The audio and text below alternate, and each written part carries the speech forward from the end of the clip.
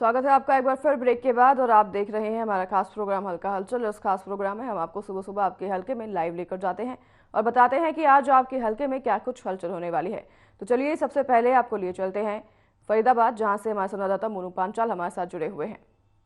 मोनू, क्या कुछ आज आपके हल्के में खास होने वाला है? और हमारे साथ दूसरी ओर जगदीश प्रजापति भी जुड़े हुए हैं। अनाया, देखिए, फरीदाबाद की बात की जाए तो फरीदाबाद में जो है कल की जो कल का जो प्रोग्राम हरियाणा के मुख्यमंत्री का हुआ है, यानी कि हाफ मैराथन दौड़ जो कल रही है फरीदाबाद के सूरजकुंड में, वो जो है वो चर्चाओं का विषय जो है पूरे फरीदाबाद में राजनेताओं के बीच में बना हुआ है। क्योंकि जब हरियाणा के मुख्यमंत्री जिस तरीके से हाफ मैराथन दौड़ के बारे में जब लोगों को पता लगा और लोगों ने जो है बढ़ चढ़ कर इसमें जो है रजिस्ट्रेशन और बढ़ चढ़ कर जो भाग लिया, तो कहीं ना कहीं जब हरियाणा के मुख्यमंत्री ने जो चंद सैलाब जो उमड़ता हुआ युवा और महिलाओं का, कहीं ना कहीं विकलांग के जो लोग थे, उन्होंने बढ़ चढ़ के हिस्सा लिया, तो उनको देख करके जो है हरियाणा के मुख्यमंत्री मनोहर लाल जो है वो गदगद हो गए और उनके साथ ही जो है उन्होंने भी जो है मैराथन में दौड़ लगानी शुरू कर दी। क्योंकि जिस तरीके से जन सैलाब जो उमड़ा, तो कहीं ना कहीं हरियाणा के मुख्यमंत्री और तमाम जो विधायक थे वो कहीं ना कहीं जो गदगद उस जनता, उस भीड़ को देख करके वो उनका जो खुशी का जो ठिकाना है वो बिल्कुल यहाँ जो है समा नहीं रहा था। उसको लेकर के भी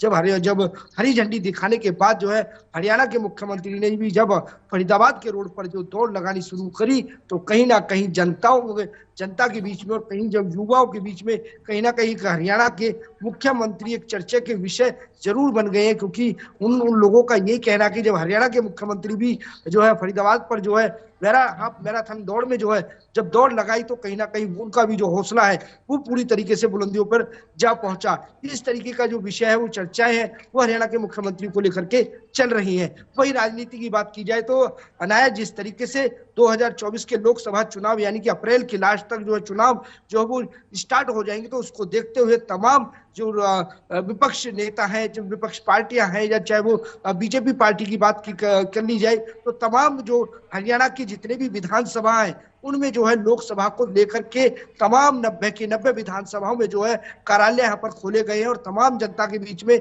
जो है जाकर के जागरूक यहाँ पर लोगों को कर रहे हैं। और वही उसी के बाद मैं बता दूं कि अनया, इसके साथ साथ कार्यकर्ता भी जो है जिस तरीके की जो सरकार की योजनाएं हैं उनको लेकर के भी जनता के बीच में पहुंच रहे, कि किस तरीके से अगर कोई बिजनेस करना चाहता है तो किस तरीके के लोन वो जो है वो उपलब्ध कर सकता है, किस तरीके के जो रोजगार है वो हासिल कर सकते हैं, नौकरियां किस तरीके से मिल सकती है, रजिस्ट्रेशन वो कहां कराएं। तो इन चीजों को, पूरी उपलब्धियों को लेकर के जनता के बीच में बीजेपी के कार्यकर्ता, तमाम जो नेता है वो जनता के बीच में पहुंच रहे हो, कहीं ना कहीं जो जनता को जो है वो जागरूक यहाँ पर करते हुए नजर आ रहे हैं। वहीं विपक्ष भी लगातार जो है वो जनता के बीच में पहुंच रहा है। कहीं ना कहीं जिस तरीके से जो पेंशन की बात है, पेंशन को लेकर के भी, क्योंकि यहाँ पर बुजुर्गों को लुभाने का जो वायदा है वो यहाँ पर जो है वो किया जा रहा है। क्योंकि अभी तक की बात की जाए तो 3,000 रुपए जो पेंशन है, तो कहीं ना कहीं विपक्ष जो पार्टियां हैं वो लगातार 5 से 8 और 7,000 रुपए पेंशन करने का दावा यहाँ पर करते हुए नजर आ रहे हैं। तो इस तरीके की हलचल यहाँ पर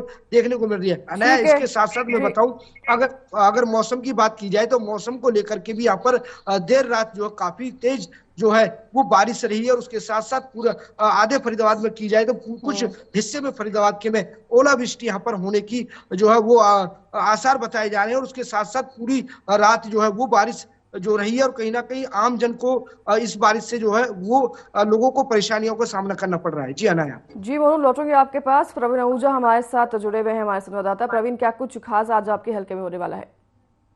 अनाय, सबसे पहले बात कर लेते हैं राजनीति को लेकर, जहां भाजपा पार्टी की ओर से 195 उम्मीदवारों की लिस्ट जारी करने के बाद तमाम के विपक्ष के जो नेता हैं वो भी एक उम्मीद की किरण लेकर बैठे हैं। उनको भी काफी उम्मीद नजर आ रही है कि उनके पार्टी के जो आला कमान है वो भी जितनी जल्द हो सके लिस्ट को जारी करे, क्योंकि वो भी खुद मैदान में जाना चाहते हैं, लोगों से मुलाकात करके सीधा संवाद भी करना चाहते हैं, लोगों को अपनी पार्टी के तमाम जो चीजें हैं वो भी बताना चाहते थे। चाहे वो कांग्रेस पार्टी हो, आम पार्टी हो, जज्बा पार्टी हो या इनेलो पार्टी, तमाम जितने भी कार्यकर्ता है इन पार्टी के अधिकारी है, उनसे भी ये भी कहा जा रहा है कि वो भी अब लगातार अपनी लिस्ट को जल्द से जल्द जारी करें, क्योंकि चुनाव की घोषणा कभी भी हो सकती है। वही अप्रैल और मई के मध्य में जो लोकसभा के चुनाव होने, उसको लेकर तमाम जो भाजपा के तो उम्मीदवार वो तो मैदानों में आ चुके हैं, जबकि 195 लोगों की लिस्ट जारी हो चुकी है। अन्य उनकी भी बहुत जल्द लिस्ट जारी होने की संभावना जताई जा रही है। लेकिन विपक्ष के जो नेता हैं वो भी कयास लगा रहे हैं कि जितना जल्द हो सके उनकी लिस्ट भी जारी हो,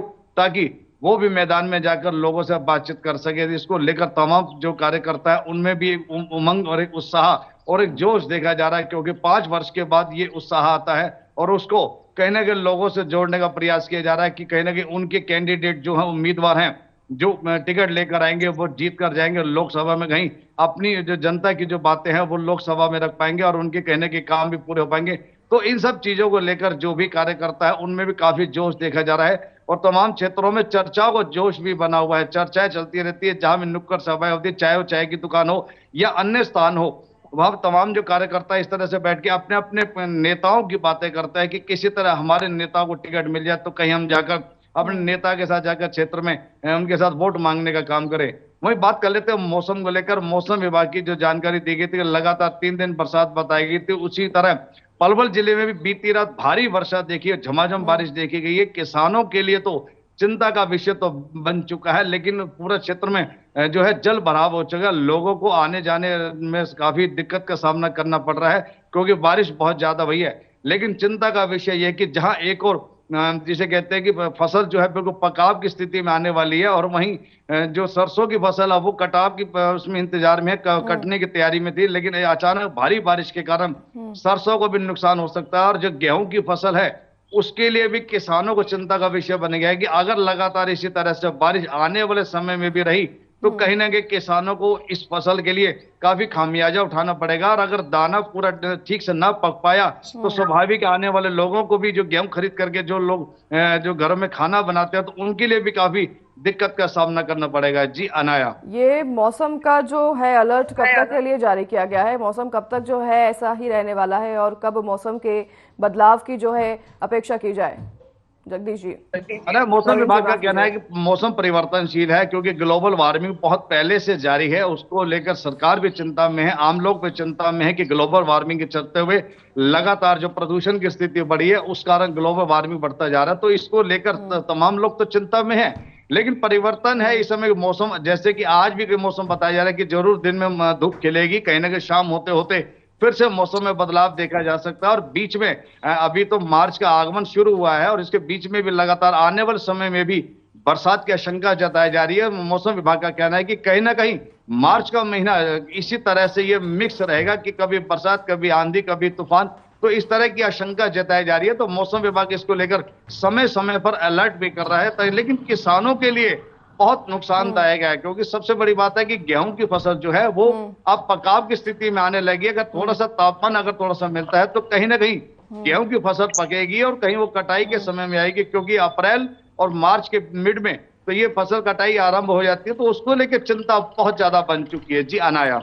जी मोनू, आपके पास लौटूंगी। जैसे कि हमारी बात हुई है कि किसानों ने इस दौरान स्थिति में मुआवजे की मांग की है, तो उस पर सरकार से लगातार किसान मुआवजे की मांग कर रहा है क्योंकि उनकी फसलें खराब हो गई है मौसम बदलने की वजह से। तो इस पर क्या कुछ अपडेट सामने आया है?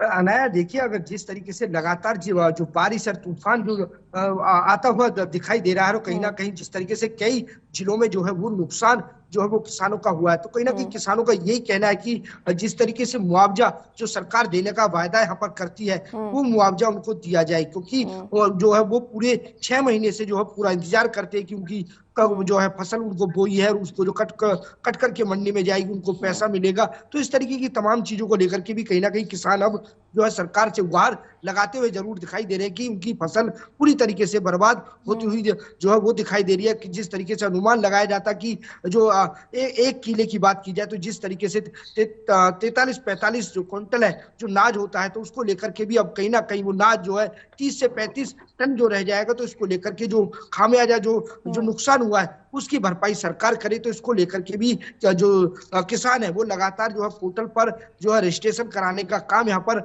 जो है वो कर रहे हैं और कहीं ना कहीं अपनी जो खेत का जो पटवारी है वो जाकर के मुआयना करते हुए यहाँ पर दिखाई दे रहे हैं। जी अनाया। ठीक है मोनू, बहुत धन्यवाद आपका। और प्रवीण, आपका बहुत धन्यवाद हमारे साथ जुड़ने के लिए, हमें सारी अपडेट उपलब्ध करवाने के लिए और हमारे दर्शकों को तमाम जानकारी देने के लिए। तो फिलहाल आज के इस खास कार्यक्रम में बस इतना ही। आपसे फिर मिलेंगे इसी समय इसी जगह। नमस्कार।